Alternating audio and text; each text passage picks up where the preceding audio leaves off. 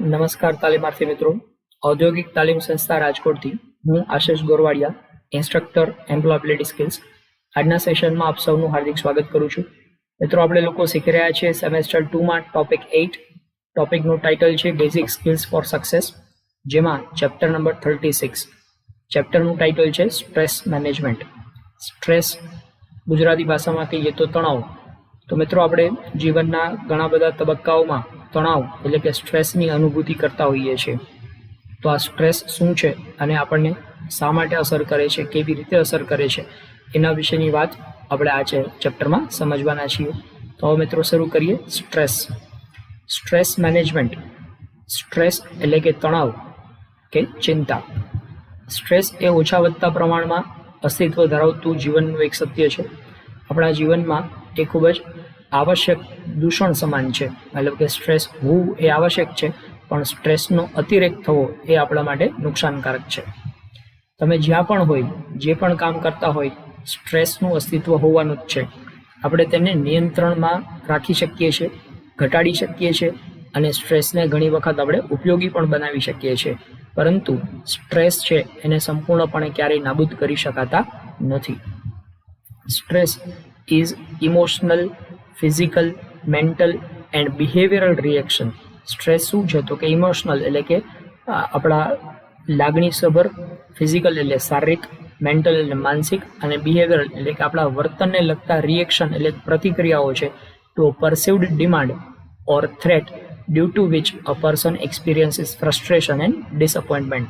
તો આ લાગણીને કારણે, શારીરિક બાબતો, માનસિક બાબતો કે વર્તનને કારણે વ્યક્તિની ઉપર એવા પ્રકારનું જોખમ ઉત્પન્ન થાય છે કે જે જોખમને કારણે માણસ છે ફ્રસ્ટ્રેશન અથવા તો ડિસઅપોઇન્ટમેન્ટ એટલે કે ફ્રસ્ટ્રેશનનો મતલબ થાય છે તણાવ અનુભવવો, અથવા તો ડિસઅપોઇન્ટમેન્ટ એટલે કે નાસીપાસ થવું.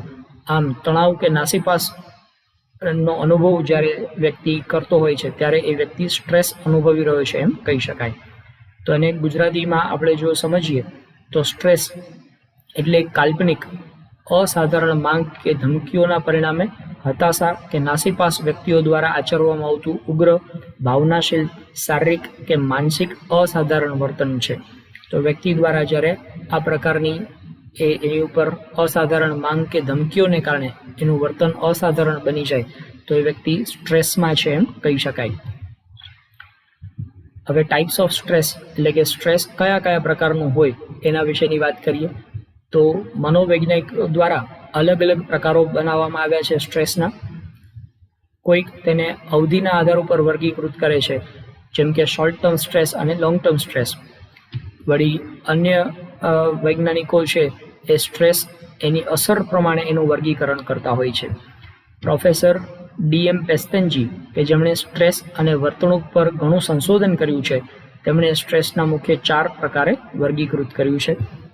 તો આવો મિત્રો સમજીએ સ્ટ્રેસના અલગ અલગ પ્રકારો. જેમાં પહેલો પ્રકાર છે પોઝિટિવ સ્ટ્રેસ અથવા તો ગુડ સ્ટ્રેસ, જેને નામ આપવામાં આવ્યું છે યુ સ્ટ્રેસ. આ યુનો મતલબ થાય છે ગુડ. તો ગુડ સ્ટ્રેસ એટલે કે જે તણાવ છે એ તમારા માટે સારો છે. તો જે સ્ટ્રેસના પરિણામે વ્યક્તિમાં જિજ્ઞાસા વૃત્તિ વધે અને તેના પરિણામે કાર્ય ઝડપથી થાય તે પ્રકારનો સ્ટ્રેસ એને હકારાત્મક સ્ટ્રેસ એટલે કે યુ સ્ટ્રેસ તરીકે ઓળખવામાં આવે છે. સાધારણ વ્યક્તિ આ ગુણને સ્ટ્રેસ ગણતી નથી, પરંતુ તેને ઉત્સાહ કે જુસ્સા તરીકે જોવે છે. તો કોઈ કામ કરવાનો જુસ્સો કે કોઈ કામ કરવાનો ઉત્સાહ છે એ પોઝિટિવ સ્ટ્રેસ છે. દાખલા તરીકે તમે સાયકલ રેસની અંદર પાર્ટિસિપેટ કરો છો અને આ રેસમાં જીતવા માટેનો તમારો જે પ્રયત્ન છે, બરાબર, તમારો મિત્ર અને તમે બંને સાયકલ રેસમાં ભાગ લીધો છે. તમારો મિત્ર તમારાથી થોડોક આગળ નીકળી ગયો છે. હવે તમે તમારા મિત્રથી આગળ નીકળવા માટે જે ઉત્સાહ દર્શાવો છો, જે જુસ્સો દર્શાવો છો, એ જુસ્સો એક પ્રકારનો સ્ટ્રેસ છે, પરંતુ એ જુસ્સો તમારા માટે ફાયદાકારક છે, કારણ કે તમને એનેથી તમારા વિક્ટરી સુધી, તમારી જીત સુધી એ તમને પહોંચાડશે. તો આ પ્રકારનો જે જુસ્સો, જે હકારાત્મક છે, એને યુ સ્ટ્રેસ તરીકે ઓળખવામાં આવશે. હકારાત્મક સ્ટ્રેસની વિશેષતાઓ જોઈએ તો આ વ્યક્તિને મોટિવેટ કરીને કાર્યને ઝડપી બનાવે છે. હકારાત્મક સ્ટ્રેસ જો માણસ ઉપર આપવામાં આવે તો એ વ્યક્તિ વધુ ઝડપથી કાર્ય કરશે અને એ મોટિવેટ થશે. તે કાર્ય પર વ્યક્તિના ધ્યાનને કેન્દ્રિત કરે છે અને વ્યક્તિની કાર્યક્ષમતામાં વધારો કરે છે. જેમ આપણે ઉદાહરણ જોયું કે સાયકલ રેસની અંદર તમારા મિત્રથી તમે આગળ વધવા માંગો છો તો એનેથી તમારી કાર્યક્ષમતામાં વધારો થશે. આ તમારું પોઝિટિવ સ્ટ્રેસ છે. તમે તમારું કામ ઉપર તમારું ધ્યાન કેન્દ્રિત થશે અને તમે વધુ ઝડપથી સાયકલ ચલાવશો અને તમે સાયકલ રેસમાં જીતી જશો. તો આમ આ પોઝિટિવ સ્ટ્રેસ છે એ તમારી કાર્યક્ષમતામાં વધારો કરે છે. તે ટૂંકા ગાળા માટે અસ્તિત્વ ધરાવે છે. આ પોઝિટિવ સ્ટ્રેસ છે એ તમારો ધ્યેય પ્રાપ્ત થાય ત્યાં સુધી અસ્તિત્વ ધરાવશે. ધ્યેય પ્રાપ્ત થઈ ગયો ત્યાર પછી એ સ્ટ્રેસ છે એ દૂર થઈ જશે. તે વ્યક્તિને શારીરિક અને માનસિક રીતે ઓછું નુકસાન કરે છે. ક્યારેક તે લાંબા ગાળાનું નુકસાન અટકાવે છે. આ પોઝિટિવ સ્ટ્રેસ હોય તો એનાથી માણસની અંદર હકારાત્મકતાનો વિકાસ થાય છે અને હકારાત્મકતાનો વિકાસ થવાને કારણે એને નુકસાન થતું અટકે છે. ત્યારબાદ નેક્સ્ટ જોઈએ તો નેગેટિવ સ્ટ્રેસ અથવા તો બેડ સ્ટ્રેસ, જેને ડિસ્ટ્રેસ તરીકે પણ ઓળખવામાં આવે છે. જે સ્ટ્રેસ વ્યક્તિના માનસિક અશાંતિ કે અસ્વસ્થતા ઉત્પન્ન કરે, સ્વાસ્થ્ય સંબંધી પ્રશ્નો ઉપસ્થિત કરે તેવા સ્ટ્રેસને નકારાત્મક સ્ટ્રેસ કહેવાય છે. વ્યવહારમાં સાધારણ રીતે આ પ્રકારનો સ્ટ્રેસ છે એને જ સ્ટ્રેસ ગણવામાં આવતું હોય છે. આ પ્રકારનો સ્ટ્રેસ જ્યારે વ્યક્તિમાં સ્ટ્રેસનું લેવલ ખૂબ જ ઊંચું હોય, જેને કહીએ એક્સ્ટ્રીમ સ્ટ્રેસ, અથવા તો ખૂબ જ નીચું સ્ટ્રેસ જેને સ્લાઇટ ઓર નિયર સ્ટ્રેસ કહેવામાં આવે, ત્યારે આ પ્રકારનું સ્ટ્રેસ ઉપસ્થિત થતું હોય છે. નકારાત્મક સ્ટ્રેસના બે પ્રકારો બનાવી શકાય, જેમાં છે લઘુ સ્ટ્રેસ એટલે કે એક્યુટ સ્ટ્રેસ. આ પ્રકારનો સ્ટ્રેસ છે અલ્પ સમય માટે હોય છે. કામનું ઊંચું ભારણ હોય, નાનો અકસ્માત થાય, શારીરિક પ્રવૃત્તિમાં વધારો થાય, અચાનક મીટિંગ અટેન્ડ કરવાની આવે, આ પ્રકારની જે ઘટનાઓ છે એને કારણે જે સ્ટ્રેસ ઉત્પન્ન થતું હોય છે આ સ્ટ્રેસ છે એક્યુટ સ્ટ્રેસ કહેવાય. દાખલા તરીકે તમે કંપનીમાં કામ કરો છો અને તમારા બોસ છે એના દ્વારા અચાનક મિટિંગનું આયોજન કરવામાં આવ્યું છે અને તમને મિટિંગ માટેની કોઈ પૂર્વ તૈયારી કરી નથી. તમને કામ સોંપવામાં આવ્યું હતું, એ કામ તમે ભૂલી ગયા છો અને તમે તૈયારી વગર મિટિંગ અટેન્ડ કરવાના છો, તો તમારી અંદર તરત જ સ્ટ્રેસ ડેવલપ થશે કે બોસ મને શું પૂછશે, હું શું જવાબ આપીશ, હું જવાબ નહીં આપી શકું તો શું થશે.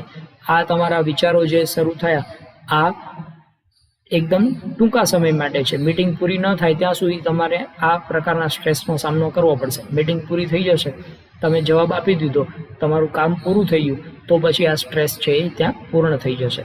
તો આ ટૂંકા સમય માટેનું સ્ટ્રેસ છે. આ પ્રકારના સ્ટ્રેસથી માથું દુખવું, હાર્ટબીટ વધી જવા, બેક પેઇન થવું, આ બધા પ્રકારની શારીરિક તકલીફો થાય છે. જો આ પ્રકારનું સ્ટ્રેસ છે સારવાર બાદ દૂર થઈ શકે છે. ત્યારબાદ દીર્ઘકાલીન સ્ટ્રેસ, જેને કહેવાય છે ક્રોનિક સ્ટ્રેસ. ક્રોનિક સ્ટ્રેસ આ એ પ્રકારનો સ્ટ્રેસ છે કે જે ઘણી વખત મહિનાઓ સુધી કે વર્ષો સુધી, લાંબા સમય સુધી વ્યક્તિ ઉપર અસર કરતું હોય છે. આ પ્રકારનું સ્ટ્રેસ છે એ વ્યક્તિને શારીરિક, માનસિક અને પોતાના સમગ્ર જીવનમાં ખૂબ જ મોટું નુકસાન પહોંચાડી શકે છે, વ્યક્તિને રોગી બનાવી શકે છે. આ સ્ટ્રેસના પરિણામે વ્યક્તિ પોતાની ક્ષમતા કે શક્તિઓ ઉપર સંદેહ કરવા માંડે છે.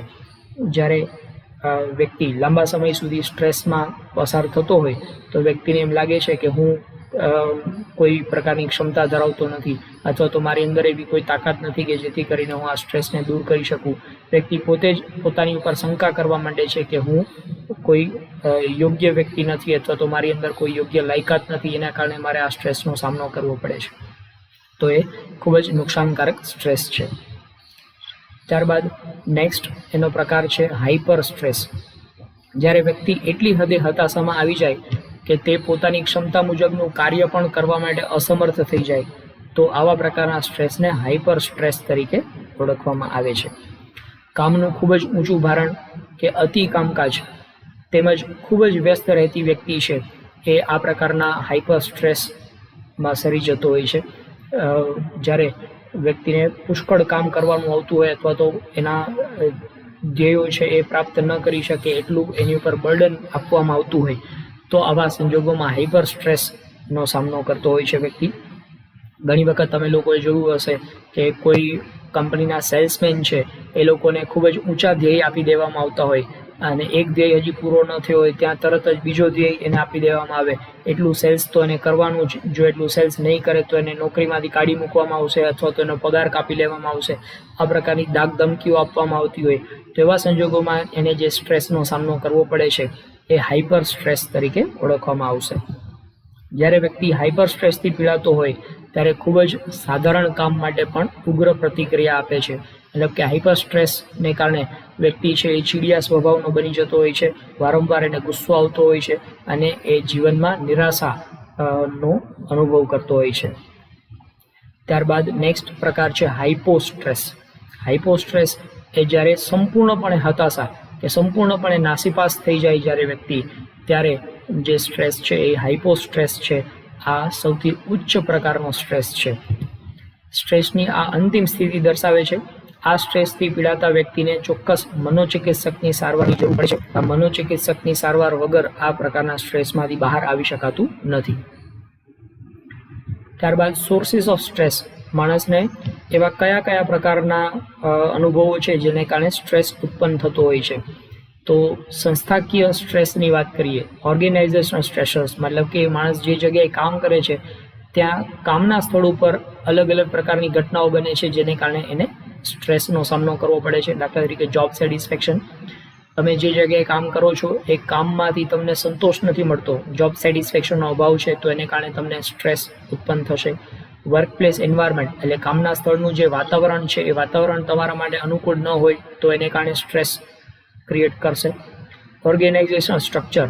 તમે જે સંસ્થામાં કામ કરો છો એ સંસ્થાનું સંસ્થાકીય માળખું જે છે એ યોગ્ય પ્રમાણનું ન હોય તો એને કારણે પણ તમારે સ્ટ્રેસનો સામનો કરવો પડતો હોય છે. Role in the organisation. તમે જે સંસ્થામાં કામ કરો છો એ સંસ્થામાં તમારી ભૂમિકા એ જ અસ્પષ્ટ હોય, તમારે શું કામ કરવાનું છે, શું કામ નથી કરવાનું, આ બધું અસ્પષ્ટ છે, તો એને કારણે પણ સ્ટ્રેસ ઉત્પન્ન થતો હોય છે. Career deployment. મતલબ તમારી કારકિર્દીને લગતા જ્યારે તમારી સામે પ્રશ્નો ઉપસ્થિત થાય, તમારી કારકિર્દીમાં તમે આગળ વધી શકશો કે નહીં એને લગતા પ્રશ્નો ઉપસ્થિત થાય તો એને કારણે પણ વ્યક્તિ સ્ટ્રેસનો સામનો કરતો હોય છે. ત્યારબાદ જોબ લૂઝિંગ થ્રેટ્સ. ત્યારબાદ જોબ લૂઝિંગ થ્રેટ મતલબ કે ઘણી વખત નોકરી ગુમાવવાનો ડર હોય, કોઈ કામ નહીં કરો તો તમને આ નોકરીમાંથી કાઢી મૂકવામાં આવશે, આવી ધમકી આપવામાં આવતી હોય તો એને કારણે પણ વ્યક્તિ છે એ સ્ટ્રેસનો અનુભવ કરે છે. બિહેવિયર ઓફ મેનેજમેન્ટ ઓર કો સ્ટાફ. મતલબ કે તમારા સહકર્મચારીઓ છે અથવા તમારા મેનેજમેન્ટના ઉપરી અધિકારીઓ છે એ લોકોનું બિહેવિયર છે એ બિહેવિયરને કારણે પણ સ્ટ્રેસ ઉત્પન્ન થતો હોય છે. ઘણી વખત ઉપરી અધિકારીઓ દ્વારા વારંવાર ધાક ધમકી આપવામાં આવતી હોય અથવા તો સહકર્મચારીઓ છે એ મિત્રતાપૂર્વકનું વર્તન ન કરતા હોય તો એને કારણે પણ વ્યક્તિમાં સ્ટ્રેસ ઉત્પન્ન થતો હોય છે. ત્યારબાદ રિલેશનશિપ. તમે જે જગ્યાએ કામ કરો છો ત્યાં અન્ય લોકોની સાથેના તમારા સંબંધો કેવા છે એને કારણે પણ સ્ટ્રેસ ઉત્પન્ન થતો હોય છે. જ્યારે વારંવાર સહકર્મચારીઓ સાથે અથડામણ થતી હોય, વારંવાર મતભેદ સર્જાતા હોય, વારંવાર એ લોકોની સાથે બોલાચાલી થતી હોય તો એને કારણે પણ સ્ટ્રેસ ઉત્પન્ન થતો હોય છે. આ ઉપરાંત સેલરી એન્ડ બેનિફિટ્સ. તમે જે જગ્યાએ કામ કરો છો ત્યાં પગાર તમને નિયમિત ન મળતો હોય, અમુક પ્રકારના લાભો જે તમને મળવાના હોય એ લાભ નિયમિત રીતે ન મળે અથવા તો એમાં કોઈ કાપ કરી લેવામાં આવે અને ખોટી રીતે તમને એ લાભથી વંચિત રાખવામાં આવે તો એને કારણે પણ તમને સ્ટ્રેસનો અનુભવ થતો હોય છે. તો આ બધા ઓર્ગેનાઇઝેશનલ સ્ટ્રેસ છે. ત્યારબાદ વ્યક્તિગત સ્ટ્રેસર્સ એટલે કે ઇન્ડિવિડ્યુઅલ સ્ટ્રેસર. વ્યક્તિગત જીવનમાં પણ અલગ અલગ પ્રકારની સમસ્યાઓ ઉત્પન્ન થતી હોય છે, એને કારણે જે સ્ટ્રેસનો સામનો કરવો પડે એમાં એબિલિટી ઓફ ડુઈંગ વર્ક, કામ કરવાની ક્ષમતા ઓછી હોય એને કારણે એને સ્ટ્રેસનો સામનો કરવો પડે. ફિઝિકલ ઓર મેન્ટલ ડિસેબિલિટી, શારીરિક કે માનસિક અક્ષમતા. વ્યક્તિ છે એ બીમાર પડી જાય તો બીમારીને કારણે એની શારીરિક ક્ષમતામાં ઘટાડો થાય તો એને કારણે સ્ટ્રેસનો સામનો કરવો પડે. મેન્ટલ ડિસેબિલિટી, માનસિક અક્ષમતાને કારણે સ્ટ્રેસ ઉત્પન્ન થતું હોય છે. ત્યારબાદ છે લેક ઓફ નોલેજ. કોઈ વ્યક્તિમાં જ્ઞાનનો અભાવ, એને જે કામ સોંપવામાં આવ્યું છે પણ એ કામ એની પાસે એના વિશેનું જ્ઞાન જ નથી તો એને કારણે પણ સ્ટ્રેસ ઉત્પન્ન થતું હોય છે. લેક ઓફ મોટિવેશન એટલે પ્રોત્સાહન કે પ્રેરણાનો અભાવ હોય. લેક ઓફ એક્સપિરિયન્સ, અનુભવનો અભાવ હોય. સ્ટેટસ, પોતે જે સમાજની અંદર માન મોભો કે પ્રતિષ્ઠા ધરાવતો હોય એ માન મોભામાં પ્રતિષ્ઠામાં ઘટાડો થાય એને કારણે પણ એને સ્ટ્રેસ ઉત્પન્ન થતો હોય છે. લાઇફસ્ટાઇલમાં પરિવર્તન આવે એને કારણે પણ સ્ટ્રેસ ઉપસ્થિત થાય છે. બેનિફિટ્સ એન્ડ વેલ્યુઝ, તમારા ચોક્કસ જે જીવન મૂલ્યો છે એ જીવન મૂલ્યોમાં પરિવર્તન આવે એને કારણે પણ સ્ટ્રેસ ઉત્પન્ન થતું હોય છે. ત્યારબાદ છે સોશિયલ ઓર ફેમિલી પ્રોબ્લેમ્સ, સામાજિક કે કુટુંબને લગતા કંઈ પ્રોબ્લેમ કે કોઈ પરિસ્થિતિ એવી આવે કે જેને તમે કંટ્રોલ ન કરી શકો તો એને કારણે પણ સ્ટ્રેસનો સામનો કરવો પડતો હોય છે. અને પર્સનાલિટી એટલે કે વ્યક્તિગત જે સામર્થ્ય છે એમાં ઘટાડો થાય તો એને કારણે પણ વ્યક્તિને સ્ટ્રેસનો સામનો કરવો પડતો હોય છે. તો આમ સંસ્થાકીય રીતે અલગ અલગ પ્રકારના પરિબળો છે જે વ્યક્તિ ઉપર સ્ટ્રેસનું નિર્માણ કરતા હોય છે. એવી રીતે અમુક વ્યક્તિગત પરિબળો છે એ પણ વ્યક્તિ ઉપર સ્ટ્રેસનું નિર્માણ કરતા હોય છે. ત્યારબાદ સ્ટ્રેસ ઉત્પન્ન કરનારા મુખ્ય કારણોની જો આપણે વાત કરીએ તો એમાં સૌથી પહેલું કારણ છે થ્રેટ્સ, એટલે કે ધાક ધમકી.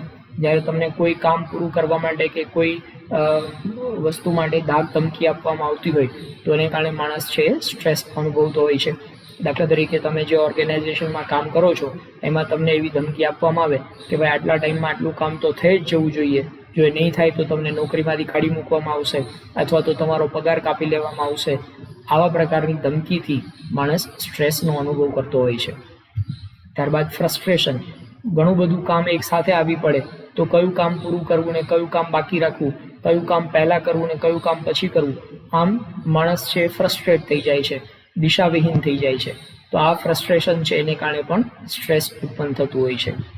ત્યારબાદ ચેન્જ એટલે કે પરિવર્તન, માણસના જીવનમાં અલગ અલગ પ્રકારના પરિવર્તનો આવે તો એ પરિવર્તનની સાથે જો એ સાનુકૂળતા ન સાધી શકે તો એને કારણે માણસને સ્ટ્રેસ ઉત્પન્ન થતો હોય છે. દાખલા તરીકે કામકાજના સમયમાં પરિવર્તન આવવું અથવા તો તમારી શિફ્ટમાં ચેન્જ આવે.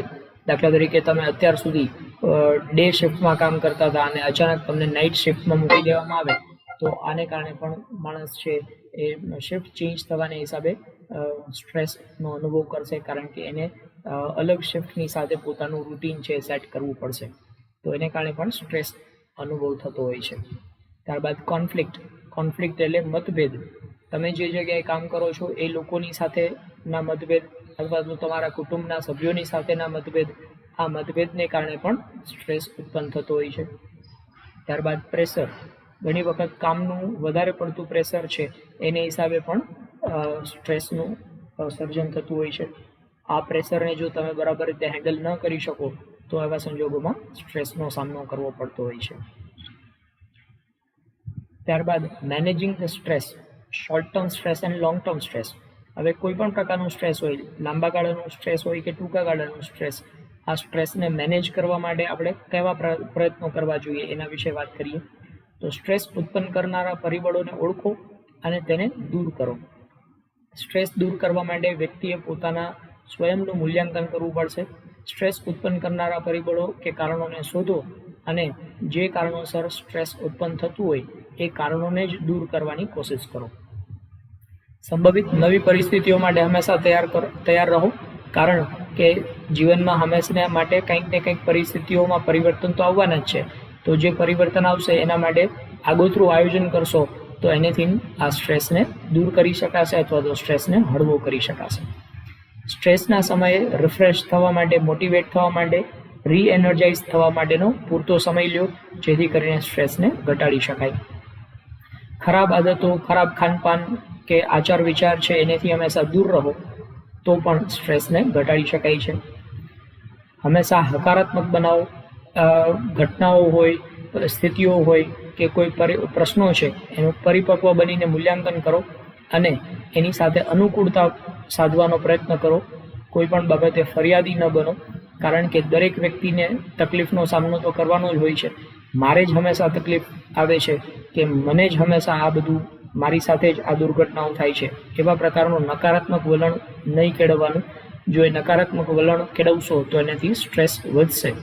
એને બદલે પરિસ્થિતિનો સામનો કેવી રીતે કરી શકાય એના માટેના રસ્તાઓ કાઢો તો તમે સરળતાથી સ્ટ્રેસને મેનેજ કરી શકશો.